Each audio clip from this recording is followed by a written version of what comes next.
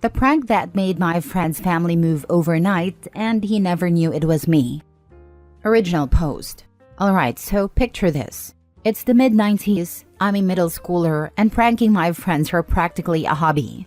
One Friday, I was hanging out with a couple of my buddies. Let's call them Derek, Jamie, and Sam.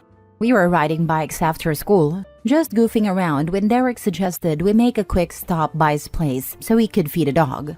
I had read about a genius prank in Mad magazine, and suddenly I knew exactly what I wanted to try. The prank was classic. You lift the toilet tank lid, position the fill hose just right so it sprays water at the person who flushes it. Since the water doesn't fill the tank, the float bulb won't dry, so the water keeps spraying until someone turns it off or fixes the hose. It was foolproof, or so I thought. As we got close to Derek's house, I put on my best desperate act. "Man, I really need to use the bathroom," I said, pretending to squirm. Derek told me no problem. He just needed to let the dog out and give it food and water. But then he said something that threw a wrench in my plans. To be honest, I need to go too. I panicked a bit. If he went before me, my prank was ruined. Luckily, he let me go first. I practically bolted upstairs, holding myself for dramatic effect, and Derek pointed me down the hall to the bathroom. Once inside, I lifted the toilet tank lid, positioned the hose just right, and closed it back up, picturing Derek's reaction as water would spray out. I went back downstairs, trying to look as casual as possible. A minute later, Derek ran up to use the bathroom, while the rest of us waited with our bikes outside. He came back down like nothing happened, so we hopped on our bikes and rode to the park. I tried fishing for any sign that he'd noticed the water, saying, "Man, you took long enough." He just shrugged, said he'd let the dog out and took a quick piss, and that was that. No mention of any water, no reaction at all. After a while, I forgot about it as we spent the day hanging out. Even got to chat with a girl I'd have a massive crush on. Life was good. Then came Monday. During class, I noticed Derek looked a bit out of it. After lunch, the PA system crackled, calling him to the office and announcing he'd be leaving for the day. He looked confused, grabbed his stuff and left. The whole class heard him grabbing things from his locker outside. But then he didn't come back the next day, or the day after that. In fact, he didn't come back at all. We all wondered what the hell had happened. Finally, Sam, who was pretty tight with Derek, broke the news. Derek had moved away, just like that. My heart dropped. Derek was one of my closest friends, and it didn't make any sense. Sam explained that Derek's parents had been out of town that weekend, leaving him to check on the dog. Apparently, when Derek had gone to the bathroom, he flushed without noticing anything, and the prank went into full effect.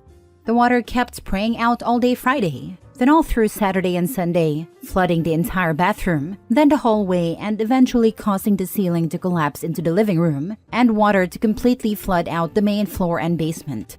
When Derek's parents came home on Monday, they found the aftermath of the disaster. They had no choice but to pick up and leave, as their house, which was already on the verge of being condemned, was now finished for sure.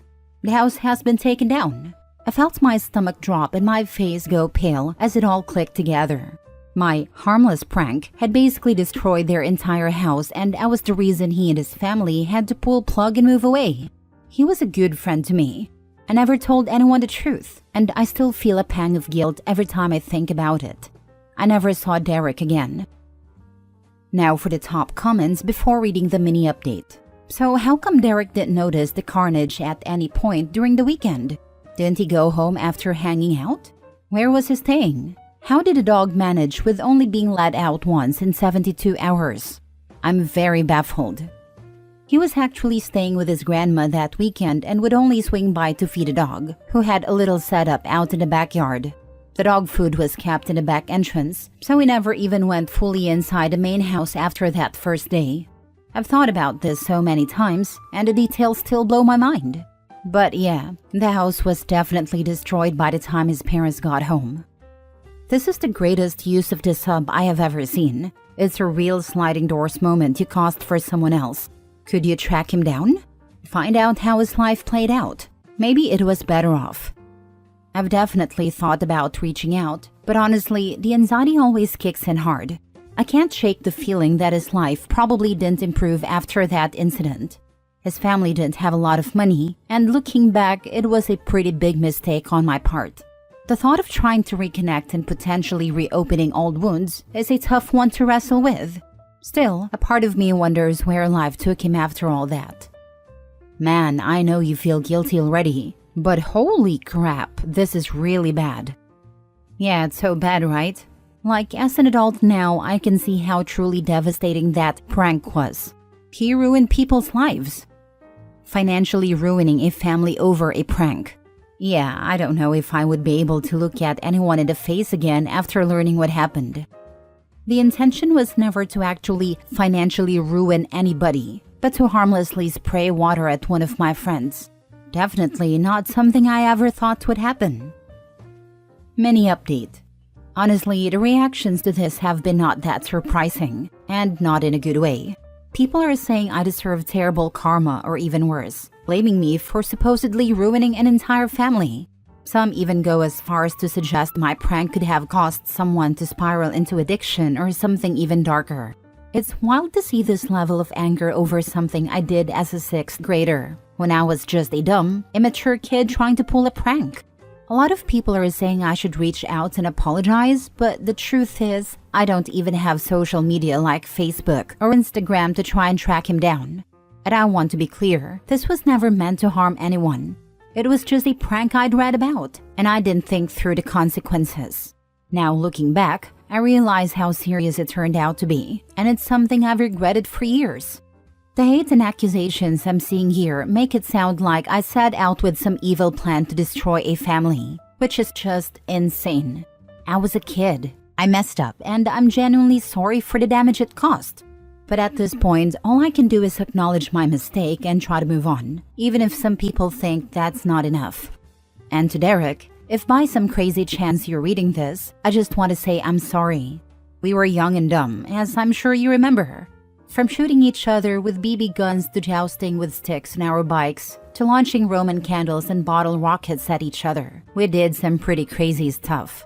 But this prank went too far, and I genuinely regret the mess it caused. I never meant for it to be more than a harmless joke, but it ended up way bigger than I could have imagined.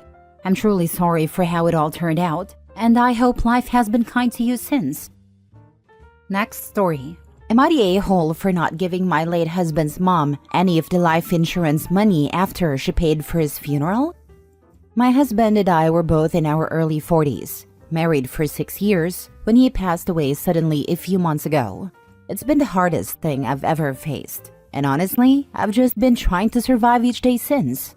Right after he died, his mom, my mother-in-law, stepped in and insisted on paying for all the funeral expenses. I was completely out of it, just in a fog, and really grateful for the help. Here's the thing, I totally forgot that my husband had a small life insurance policy through my job. I only remembered it recently and filed a claim, getting a payout. It's not a huge amount of money, but enough to help me move back across the country to be with my family and maybe put something down on a modest home so I can start over. When my mother-in-law found out about the insurance payout, she flipped out. She's demanding I pay her back for the funeral costs and accusing me of using her son. She said some really hurtful things, calling me selfish and implying I'm somehow profiting off his death. But she offered to pay for the funeral, and I truly didn't know about the insurance money at the time. I'm still so broken over losing him, and the thought of being cold heartless just adds to the pain. I know she's grieving too, but I'm trying to do what's best for me to heal and move forward. So, am I the a-hole if I don't give her the money? I'm already barely holding it together and just need a chance to rebuild my life. I'm ready, I hope, to handle the criticism that may be coming my way. Everyone sucks here. When you found out that you were going to be getting a payout from the insurance company, in my opinion, you should have let her know and offered to pay her back for the funeral expenses. Whether she chose to accept it or not is up to her, but I think the right thing would be to at least offer, even if some time had passed by that point. Sounds to me though like she said some pretty cruel stuff. Seems like she crossed the line. On the plus side, you probably won't have to talk to her ever again anyways. Fair point. In just a few comments I've seen so far, you all have made points that I feel I would normally think of / work through, but my brain is just not there yet. Flight or fight mode, I think. Also think of the fact she lost her son. No one is in the best headspace. Seems fair to just give her half of the funeral expenses if you can, then cut all contact with her since you have no children. She crossed a line with her insults that can never be fixed or retracted. In other words, she showed her true nature. Don't forget mother-in-law is grieving too. I am child-free, so we'll never know what it is like to lose a child. But even losing an adult child must be a horrific experience. Mother-in-law stepped up to deal with the funeral expenses when OP was too out of it to deal with this aspect of her husband's death. The name calling is vile, but mother-in-law is hurting too. And I can see how she feels used now that she finds out OP got a pretty decent sum in insurance. You're the a-hole, to be honest. You should at least give her some of the money. Both of you are grieving, and it's common for people who are grieving to be a bit, not selfish, but self-centered as a way to protect themselves. I don't think you are a selfish person, but you are only thinking about yourself, which is understandable in a crisis. Here's the thing, funerals are not cheap, and his mother had to pay for the funeral and was supporting you. The least you can do is reimburse her. I am genuinely sorry for both of your losses, and I hope that the relationship was not damaged by this misstep, as you both will need each other. It's okay if you need to tell her that you needed to hear from some peers to realize the mistake. Thank you. I appreciate your honesty.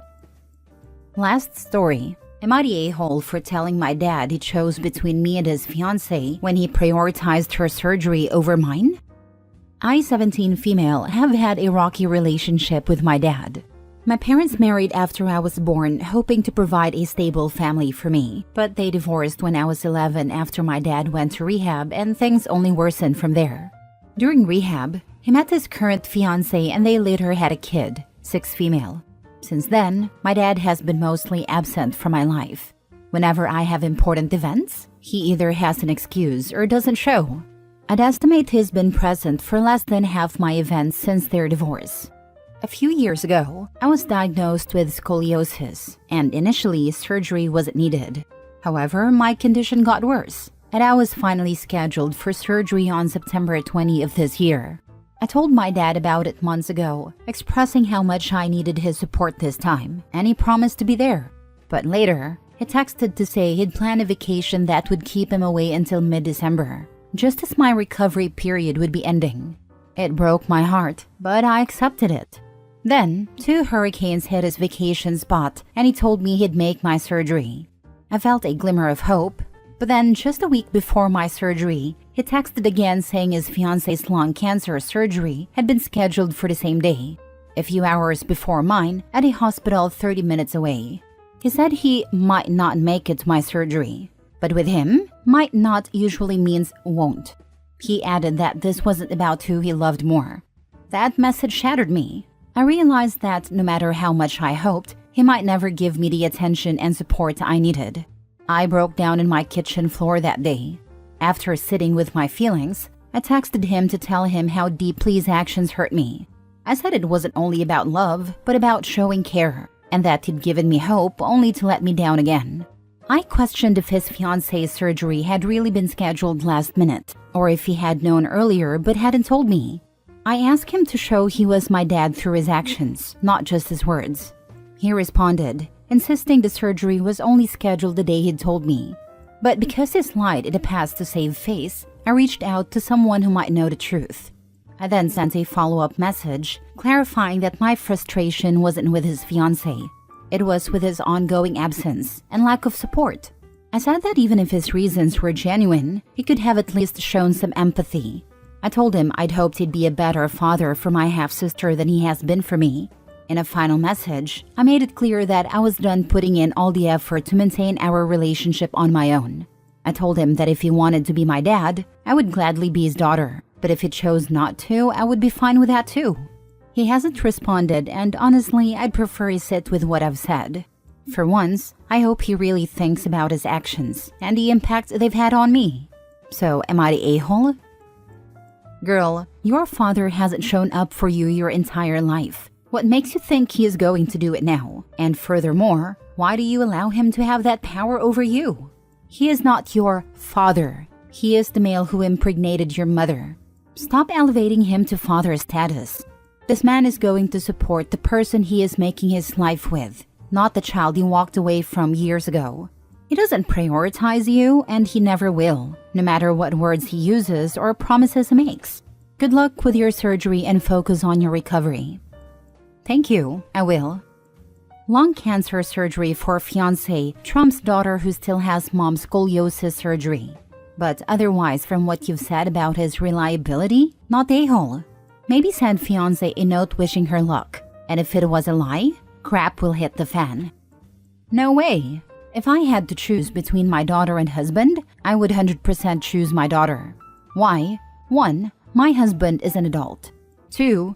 Me being at the hospital while he had surgery would not change the outcome of the surgery, so the severity does not matter. 3. Both surgeries could go wrong. If I had to choose whose smile I would see for the last time, it's my daughter's. 4. I love my husband very much. He is the love of my life. But it cannot be compared to how I feel about my daughter. Would I sacrifice my own life to save my husband? I don't know. Would I sacrifice my own life to save my daughter's life? Yes, without any doubt. Just let me know where to sign and it's done.